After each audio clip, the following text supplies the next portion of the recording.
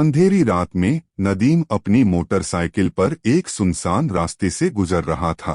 वह शहर से अपने गांव लौट रहा था, लेकिन अचानक उसकी बाइक बंद हो गई। चारों तरफ सन्नाटा था, सिर्फ झींगुरों की आवाज सुनाई दे रही थी। अचानक उसे दूर एक पुरानी बस खड़ी दिखी। बस के अंदर हल्की रोशनी जल रही थी, जैसे कोई मौजूद हो। नदीम ने सोचा कि शायद यह कोई आम यात्री बस हो जो किसी खराबी की वजह से रुकी हो। वह धीरे धीरे बस के पास गया। जैसे ही उसने अंदर झांका, उसे कई लोग बैठे दिखे, लेकिन सब बिल्कुल शांत थे। बस कंडक्टर ने धीमी आवाज में कहा, बैठ जाओ, बस अभी चलने वाली है। नदीम को कुछ अजीब सा महसूस हुआ, लेकिन उसने सोचा कि देर हो रही है तो बैठ जाना बेहतर होगा। बस चलने लगी, लेकिन जैसे ही उसने खिड़की से बाहर देखा, उसे महसूस हुआ कि रास्ता बार बार दोहराया जा रहा है। वही पेड़, वही खंडहर, वही मोड़। उसने चारों ओर देखा, कोई भी यात्री हिल नहीं रहा था।